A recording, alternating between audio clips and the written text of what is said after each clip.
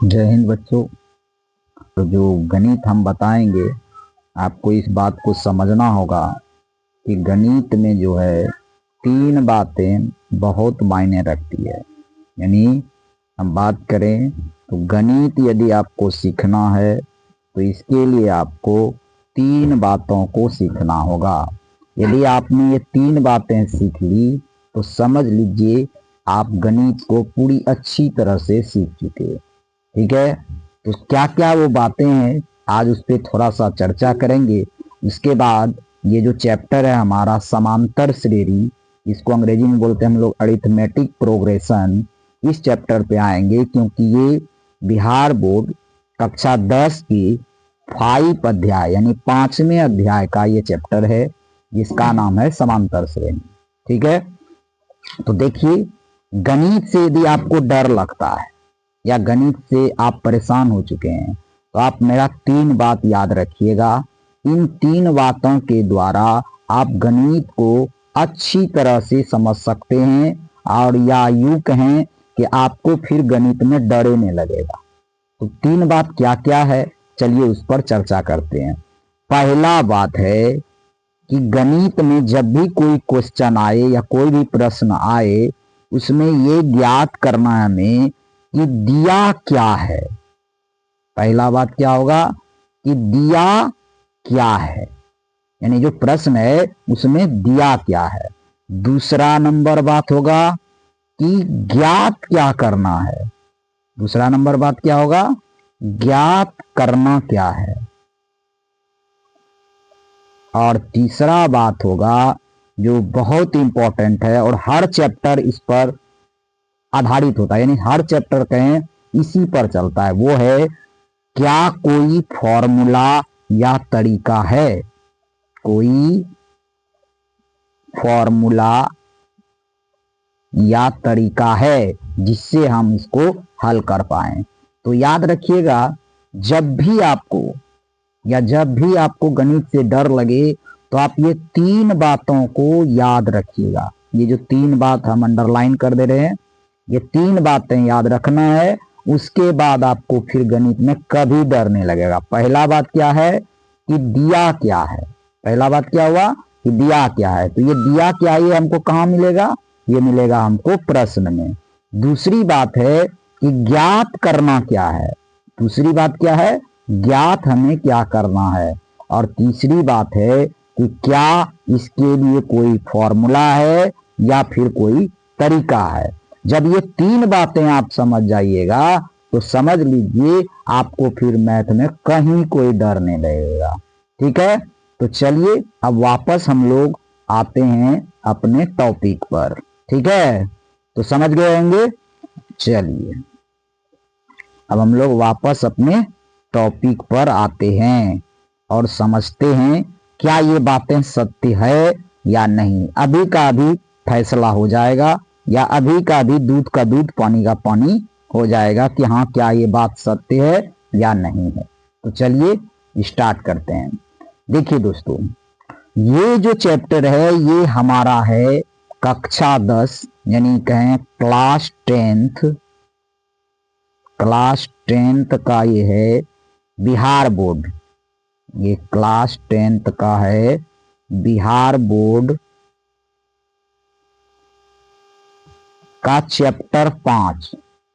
ये क्लास 10 का है बिहार बोर्ड का, जो भी है बच्चा, ये जो भी बच्चे हैं उसके लिए है। ये क्लास 10 का है और इस चैप्टर का जो अध्याय है या जो कहें इसका जो क्रमांक है वो है 5। तो 5.1 5.2 ये जितना भी चैप्टर है इसमें वो सारा आपको समझ में आ जाएगा। बस आप इसको यहाँ से अच्छी तरह से समझ लीजिएगा। ठीक है, तो चलिए देरी न करते हुए अब आते हैं मेन मुद्दे पर। ठीक है, देखिए बात समझिएगा यहाँ पे, क्योंकि बात में ही सब कुछ छिपा हुआ होता है। बात समझ गए ना। यदि आप बात समझ गए तो हर चीज समझ गए। देखिए चैप्टर का नाम क्या है, समांतर श्रेणी। चैप्टर का नाम क्या है, समांतर श्रेणी। इसको अंग्रेजी में हम लोग बोलते हैं अरिथमेटिक प्रोग्रेशन। इसको क्या बोलते हैं, अरिथमेटिक प्रोग्रेशन। ठीक है, इसको शॉर्ट में यदि हम बोलें तो शॉर्ट में इसका नाम है ए पी। शॉर्ट में इसका क्या नाम है? A P. ठीक है, अब जरा सा इस चैप्टर के बारे में समझते हैं कि ये चैप्टर हमें कहना या क्या करवाना चाहता है। तो चलिए देखते हैं। सबसे पहले इसके नाम को खंडित करते हैं। पहला खंड इसका है समांतर। समांतर का यदि हम संधि विच्छेद करें तो होगा समान जोर अंतर, है ना? क्या होगा? समान जोर अंतर। समान मतलब होता है, यदि गणित की भाषा में देखें तो बराबर, और अंतर मतलब तो आप समझते ही हैं। तो इसका मतलब हुआ जिसमें भी समान अंतर होगा वो समांतर होगा। अब किसमें होगा उसके लिए यहाँ पे बात किया गया है श्रेणी। तो यदि हम श्रेणी को बात करें तो श्रेणी का मतलब होता है क्रम। श्रेणी का मतलब क्या होता है? क्रम, अनुक्रम, वर्ग, क्लास, यानी एक जैसा जो भी चीज है उसमें जो क्रम है, वर्ग है, क्लास है, या जो कई सारा नाम है इसका, उसमें यदि अंतर समान है तो वही क्या कहलाएगा? समांतर श्रेणी कहलाएगा। बात समझ में आ गया? यानी कि जब भी हम देखेंगे तो देखेंगे क्या उसमें अंतर समान है।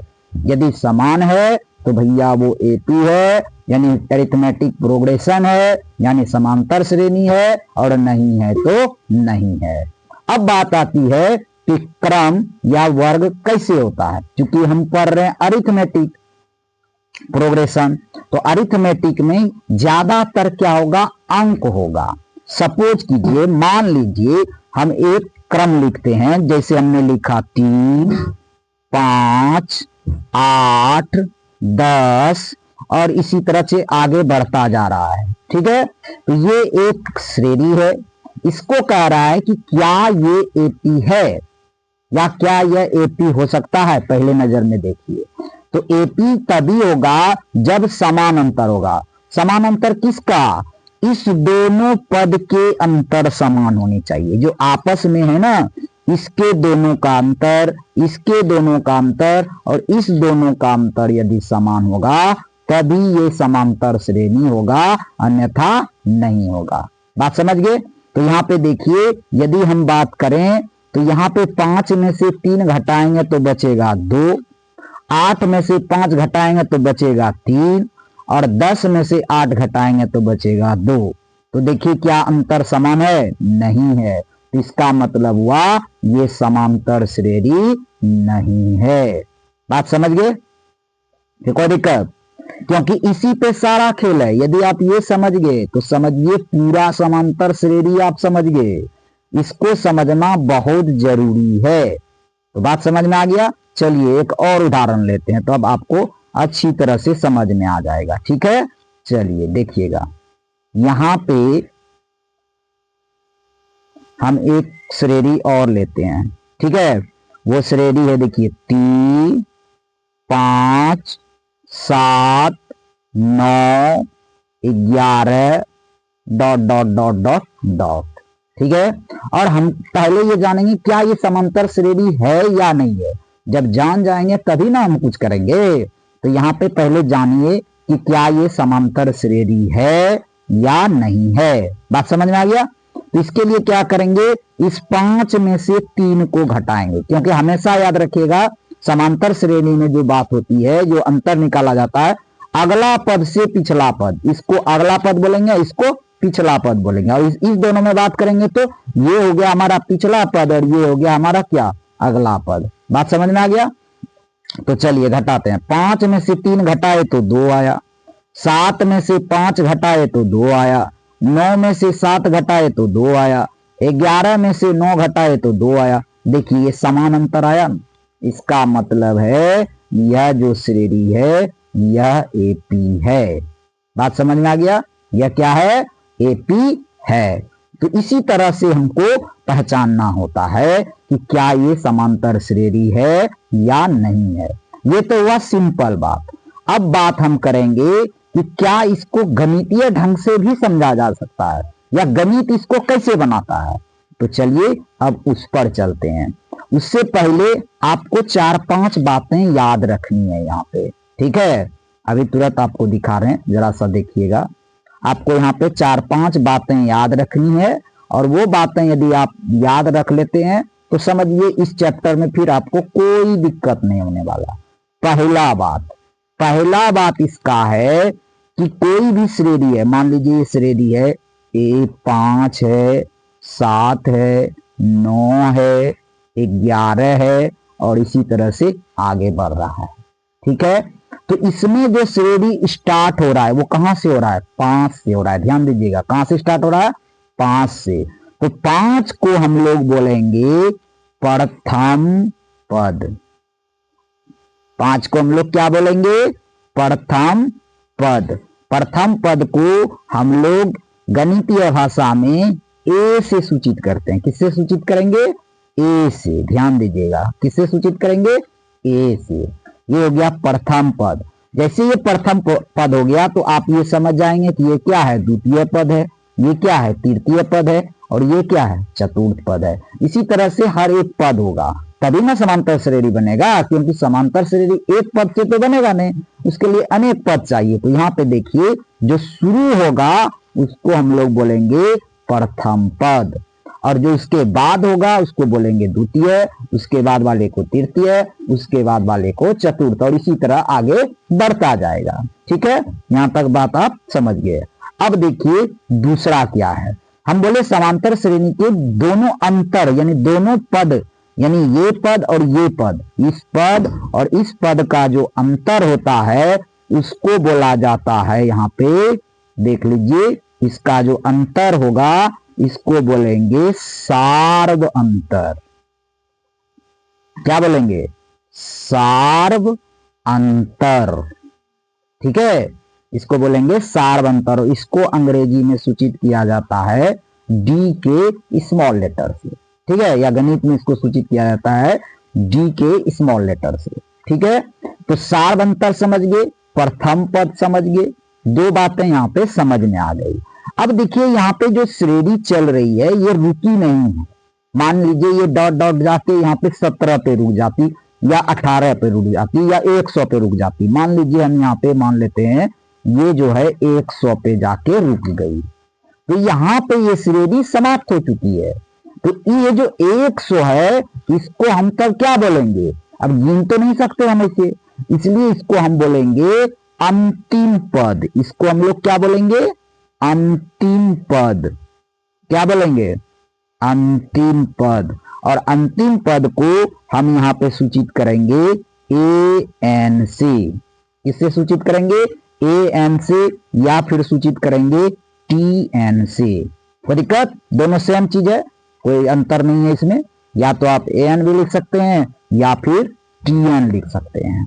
कोई दिक्कत नहीं ना? कमेंट करके बताइएगा। देखिए ये जो श्रेणी है इसमें हमने देखा 5 हमारा क्या हो गया? प्रथम पद हो गया। कोई दिक्कत? 5 हमारा क्या हो गया? प्रथम पद हो गया। 7 हमारा क्या हो गया? द्वितीय पद हो गया। 9 हमारा क्या हो गया? तृतीय पद हो गया। 11 क्या हो गया? चतुर्थ पद हो गया। अब डॉट डॉट चल रहा है चूंकि, तो अंतिम यहाँ जो लास्ट है ये है 100, तो 100 हमारा क्या हो गया? अंतिम पद हो गया। बात समझ में आ गए?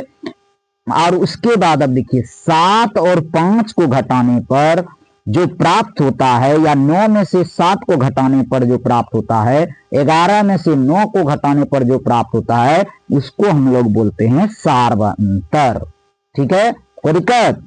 यहां पे हम इसको बोलेंगे सार्व अंतर। क्लियर हो गया बात?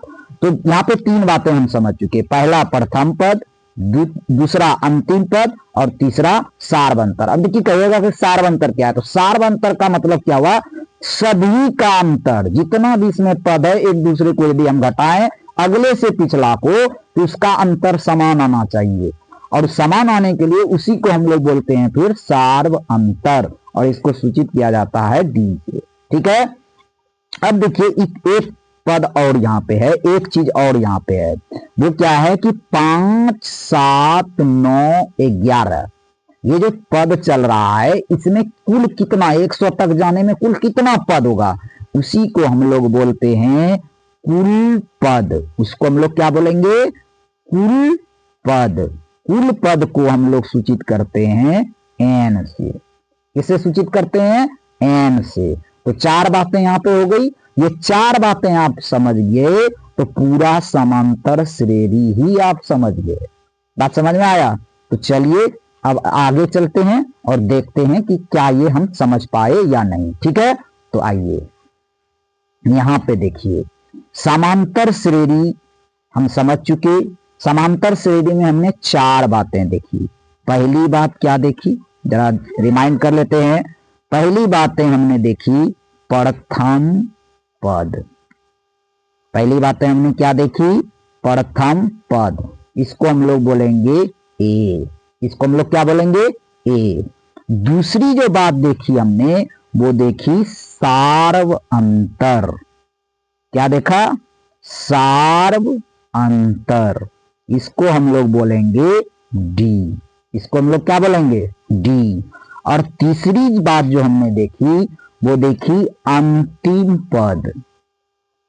और हमने देखा तीसरी बात अंतिम पद, इसको हम लोग बोलेंगे ए एन या तो टी एन।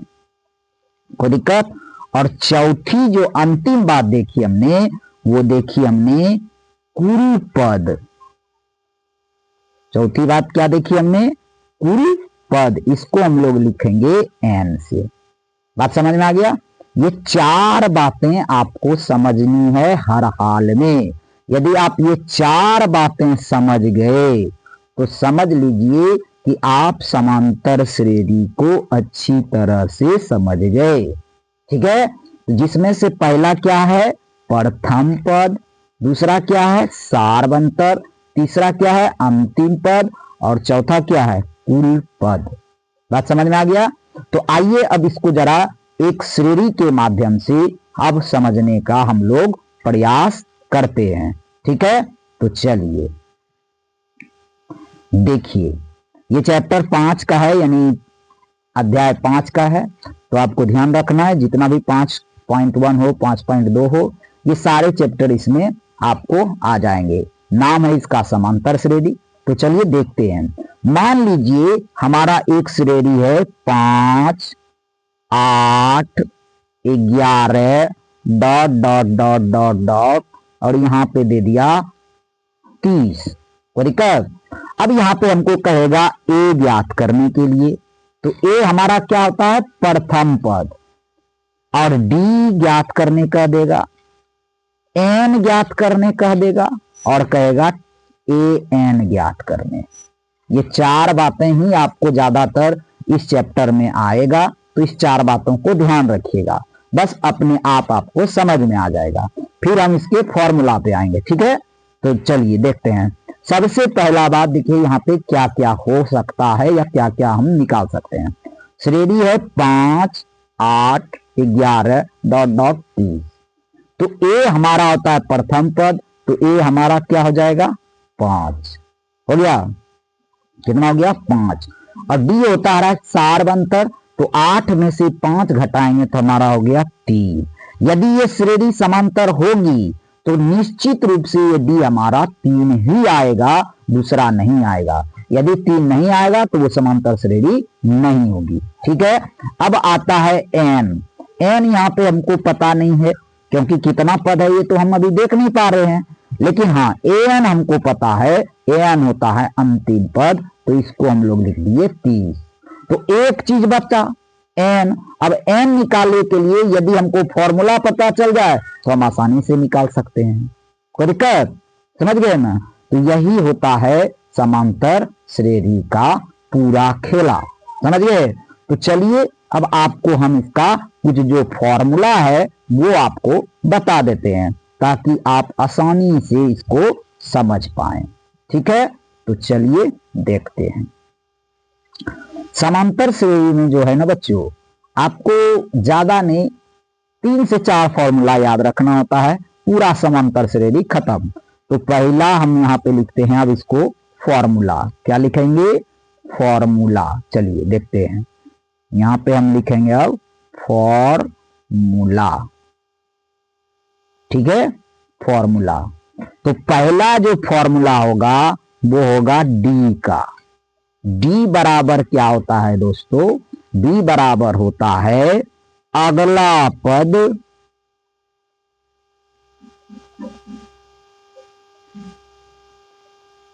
घटाओ पिछला पद।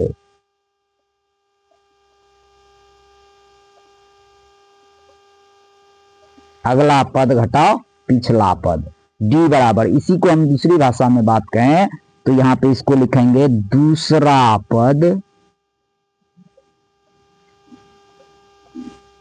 घटाओ पहला पद, है ना? क्या लिखेंगे? दूसरा पद घटाओ पहला पद। एक फॉर्मूला ये हो गया। दूसरा जो फॉर्मूला होता है वो होता है ए एन बराबर। क्या होता है? ए एन, यानी अंतिम पद बराबर होता है A plus N minus 1 into D. ये हो गया हमारा दूसरा फॉर्मूला। और तीसरा जो फॉर्मूला एक होता है वो होता है ए पी बराबर। मान लीजिए हमको ए भी दिया है और डी भी दिया है और पूछे ए पी बराबर, तो ए पी बराबर क्या होता है? ए प्लस ए, पहला ए होगा क्योंकि पहला पद ए होता है, तो ए कोमा ए प्लस डी कोमा ए प्लस 2d, इसी तरह बढ़ते जाएंगे ए प्लस 3d, ए प्लस 4d, ए प्लस 5d। ये होता है हमारा समांतर श्रेणी। तो यदि आपको ये तीनों फॉर्मूला याद हो गया, ये तीनों, एक डी का, दूसरा पद घटाओ पहला पद, दूसरा ए एन बराबर A plus N minus 1 into D, और तीसरा ए पी बराबर यानी A plus D, A plus 2d, इसी तरह से आगे बढ़ते रहेगा। तो यदि ये तीनों फॉर्मूला आपको याद हो गया तो आप यकीन मानिए इस समांतर श्रेणी का 50% आप चीजें समझ चुके। कितना? 50% चीज आप समझ चुके। और एक फॉर्मूला जब बताएंगे तो वो हो गया 100%। उसके बाद आपको कोई दिक्कत ही नहीं होगा। ठीक है? तो यदि आपको ऐसा लगता है तो आप इसका स्क्रीनशॉट ले लीजिएगा और इसको ध्यान में रखिएगा। ठीक है? तो चलिए अब अगला फॉर्मूला देखते हैं। ठीक है? तो चलिए,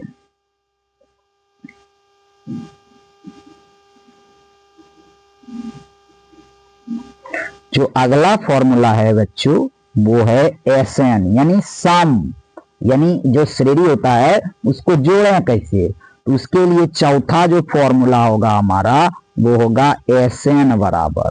एस एन बराबर क्या होगा? n/2 into 2a plus n minus 1, इसको ब्रैकेट में दीजिए, इंटू डी, और बड़ी ब्रैकेट से इसको बंद कर दीजिए। ये होता है हमारा एस एन बराबर। तो ये हो गया हमारा चौथा फॉर्मूला, जहां की एन क्या है? एन है कुल पदों की संख्या, ए क्या है? प्रथम पद, और डी क्या है? सार्वंतर। बस इतना ही चीज आपको इस चैप्टर में समझना है और पूरा चैप्टर आपका खत्म। नहीं विश्वास है तो चलिए अब आपको हम करके दिखाते हैं, तब आपको समझ में आ जाएगा। ठीक है? तो चलिए,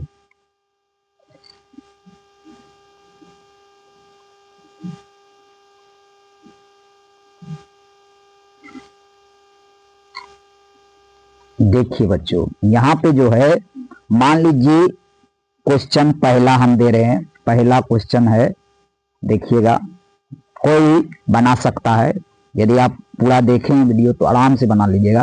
पहला जो क्वेश्चन है वो है 8, 11, 14, 17 ... और इसमें दे दिया हमको कि 10वां पद ज्ञात कीजिए। 10वां पद ज्ञात कीजिए। ठीक है? चलिए मान लेते हैं ये हमको दे दिया। तो हम जैसा कि बोले, गणित 3 बातों पे चलता है। पहला, दिया क्या है, दूसरा ज्ञात क्या करना है, और तीसरा क्या कोई फॉर्मूला है।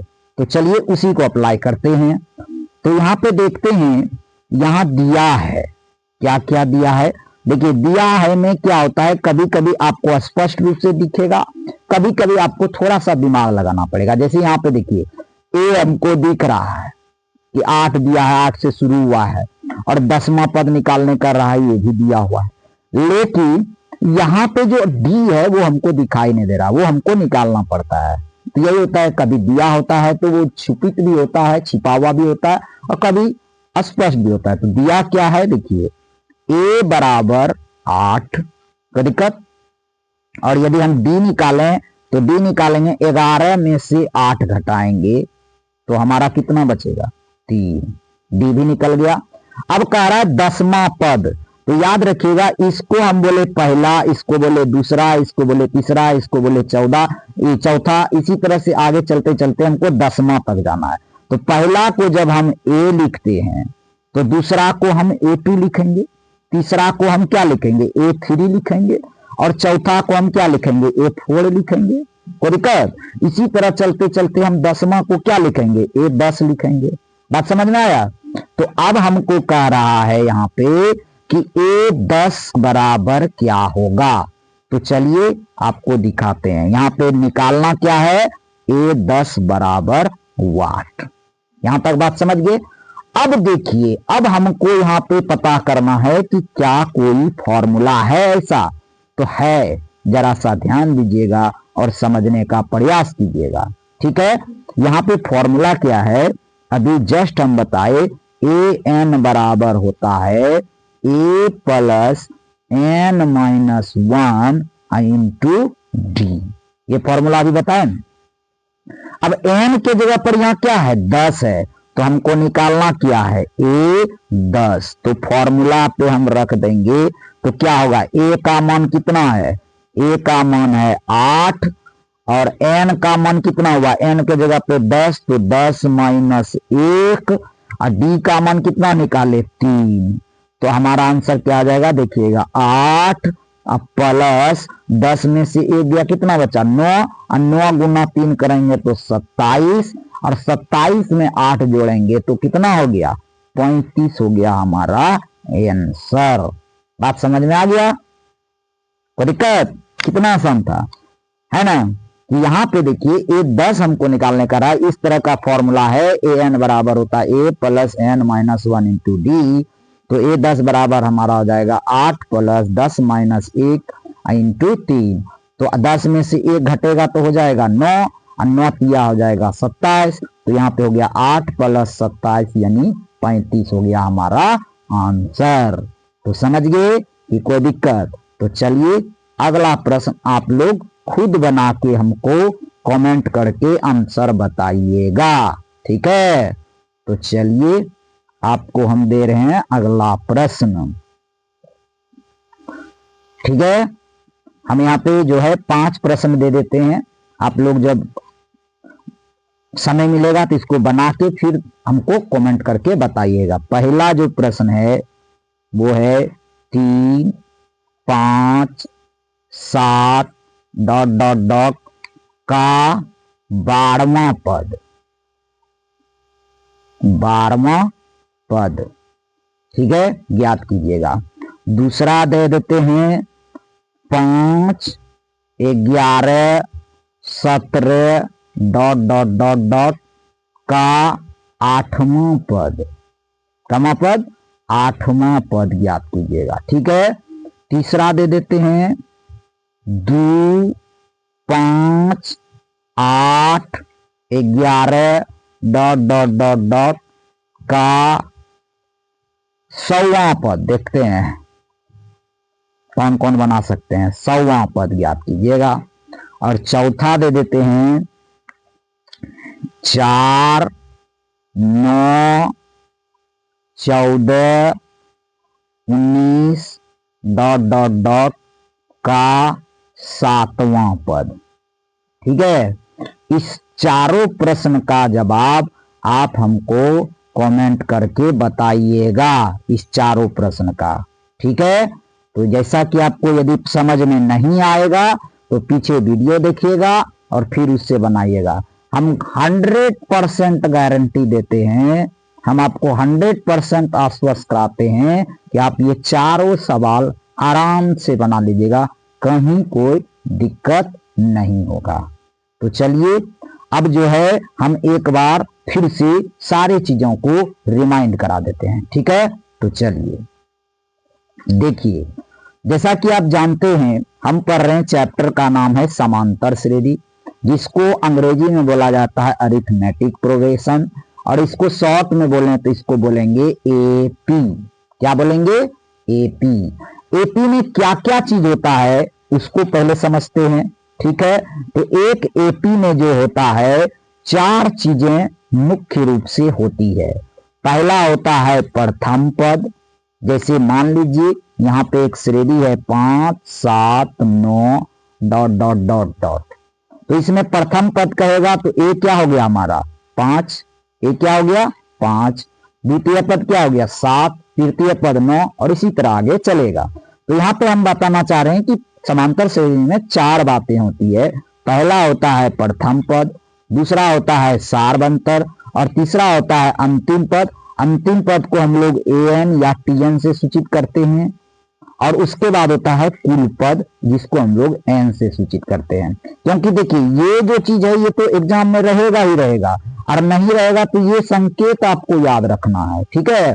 तो पहले पद को हम लोग ए बोलेंगे, सारवंतर को हम लोग डी बोलेंगे, अंतिम पद को हम लोग एन या टीएन बोलेंगे, ठीक है।